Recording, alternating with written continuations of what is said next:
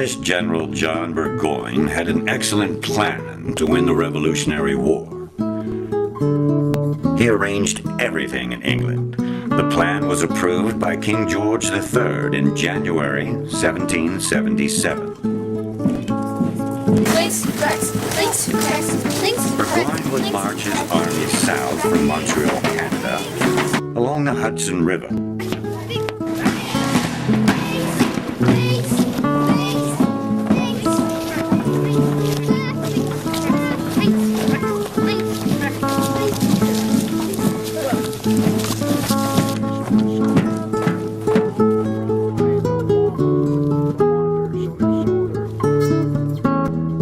Link up with the forces of British General Sir William Howe, who was in New York City, and those of Lieutenant Colonel Barry St. Leger, who was in Fort Oswego.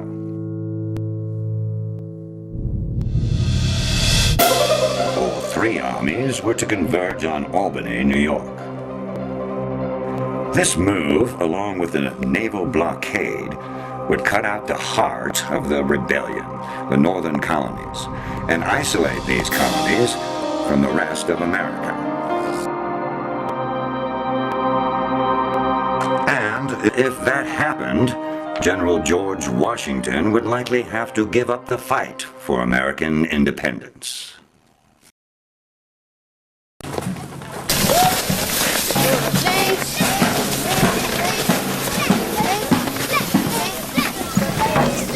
Burgoyne had a mixed force of about 8,000 troops, consisting of 3,800 British and 3,000 German mercenaries, called Hessians. The rest of his army was composed of Canadians, Tories, and Indians. He had a lot of cannons, 138 in all. There were hundreds of wagons and pushcarts, some of which were filled with vital supplies, and some were filled with not so vital supplies. British generals usually liked to take their luxuries along with them. In addition, about 1,000 women and children accompanied the army south. The few roads that did exist in upstate New York were hardly more than trails.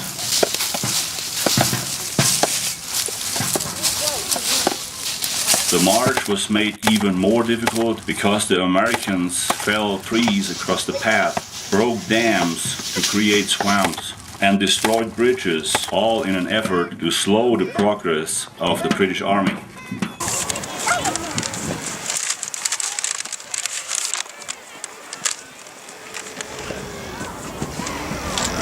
They can slam me down, but they can't stop me.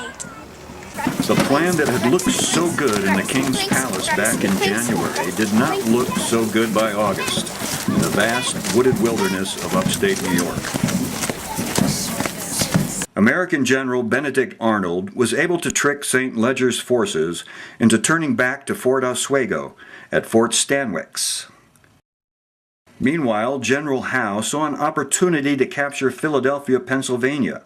Philadelphia was the American capital where Congress met. Howe, after getting approval from the British government, marched his army south, leaving only a small force to hold New York City. Though Burgoyne did not realize it yet, he was all on his own.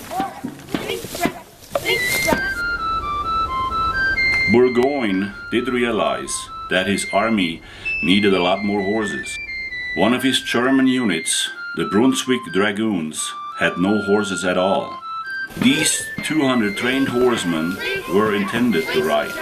They had therefore been issued the sort of equipment that cavalry would normally get, including sabers and carbines, and boots that weighed 8 pounds apiece.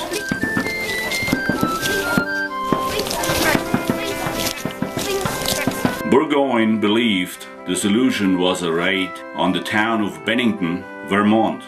His scouts informed him that there was a large stockpile of supplies collected there. He ordered Oberstleutnant Friedrich Baum, who spoke no English, to depart with 800 men, mostly Hessians. His orders were to take all the horses, cattle, food, and anything else of value. In addition, Baum and his men were to collect taxes and spread the false rumor that this detachment was the advance guard of Burgoyne's army and that their intention was to march to Boston. The Americans had no trouble tracking the British Army's progress, as Burgoyne could only march 1 mile a day. Every move was being watched and reported. Burgoyne sent Baum, a commander who could not speak English, on a complex mission into an area full of hostile Americans. It was risky. American Colonel John Stark was a highly experienced but highly independent officer. He was a hero at Bunker Hill, but when he did not receive a promotion to become a general, he resigned from the Continental Army and went home to New Hampshire. With a large British army plodding southward along the Hudson River, alarm spread throughout Massachusetts, Vermont, New York, and New Hampshire. Colonel Stark decided to re-enter the fight.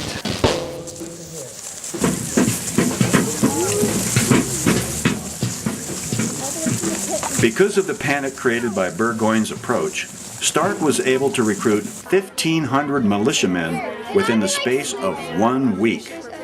Looking right for battle.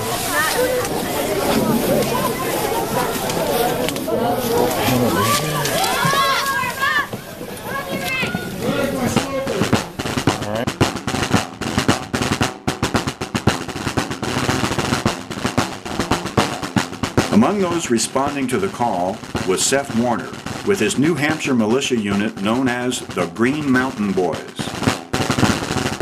March!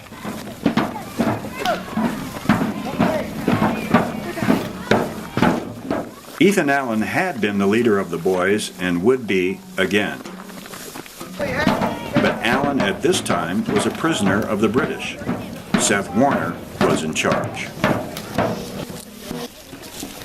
Baum set out with his 200 dismounted Brunswick Dragoons, 50 German riflemen known as Jägers.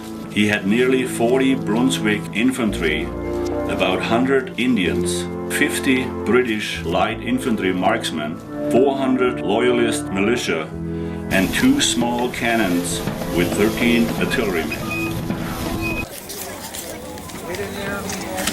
Order, sir!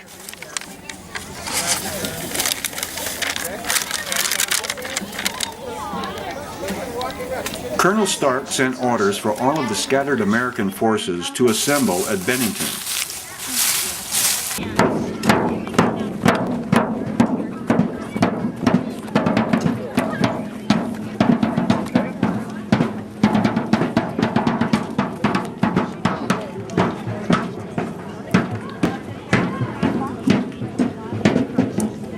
Stark left Bennington and marched west with about 400 men to intercept the Indians.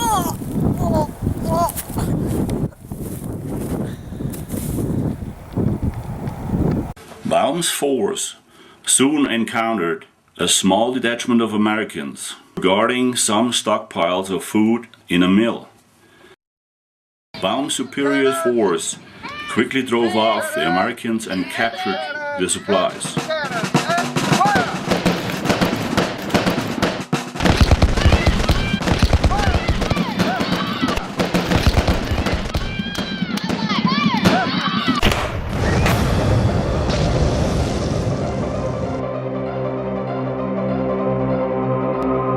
Baum sent word to Burgoyne about this action and told the British commander that there was supposed to be a small enemy force in Bennington, but these were expected to flee with the approach of the Hessians.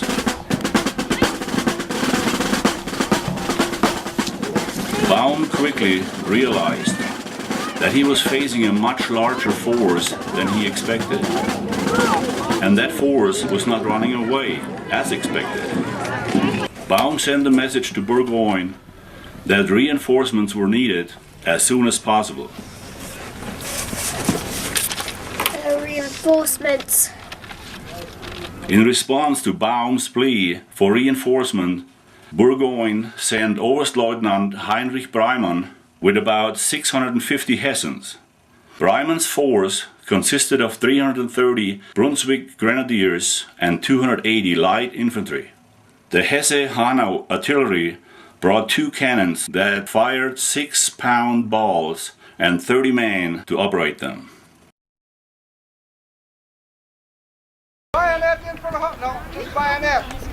Quickly! Expecting the Americans to attack, the Hessians retreated to a hill and dug in.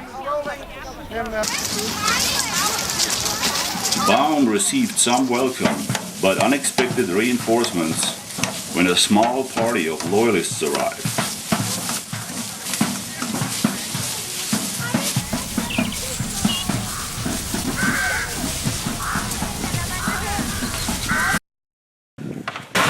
Boys, yonder are our enemies, the Redcoats and the Tories. If we are not successful today, tonight Molly Stark sleeps a widow. When Baum saw Stark's men disappearing into the trees, he assumed they were withdrawing.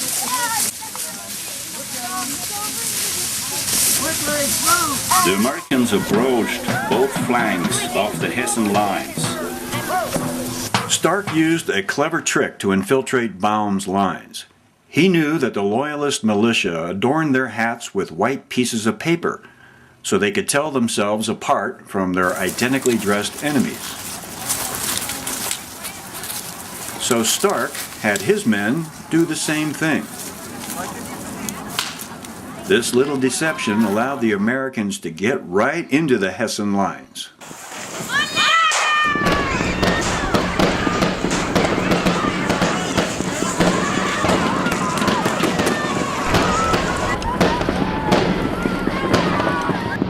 Stark led the attack on the center, which was the cue for the American militia to remove their white pieces of paper from their hats and start shooting. Reload!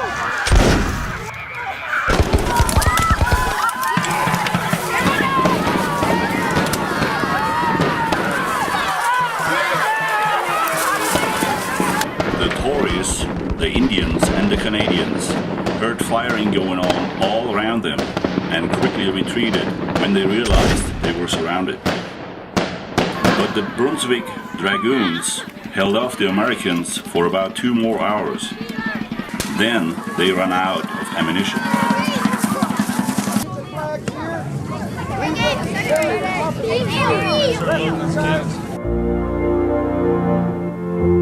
At about 5 p.m., the Dragoons, led by their commander, attempted to cut their way out with swords.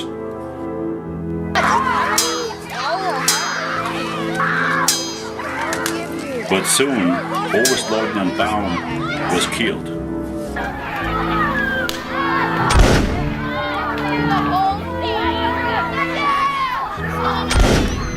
With the death of their commander, the desperate Hessians finally surrendered.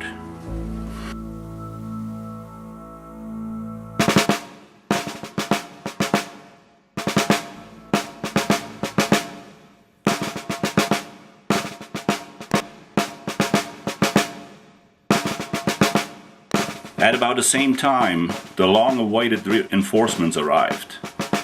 Heavy rain had delayed Breimann and his 650 men. They were too late to save Baum's detachment, yet the Hessians' reinforcements came at an opportune moment.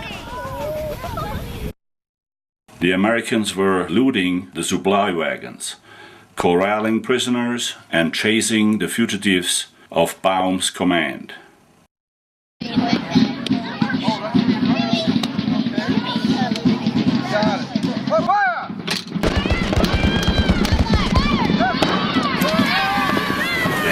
Charged and were beginning to drive the disorganized Americans back.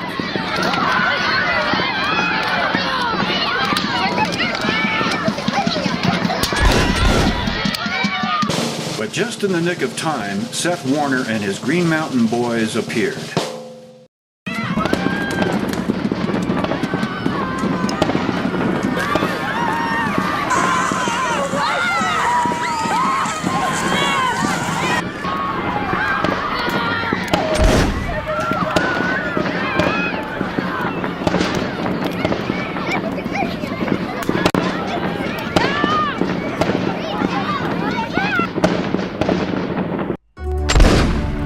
Bryman personally commanded the rear guard and held the Americans long enough for a few hundred of his men to escape and reunite with Burgoyne.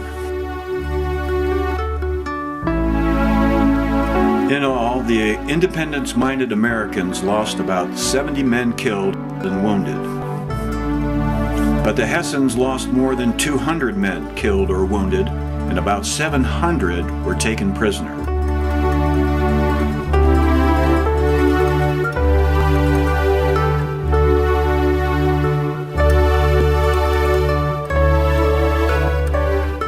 The Battle of Bennington, which was fought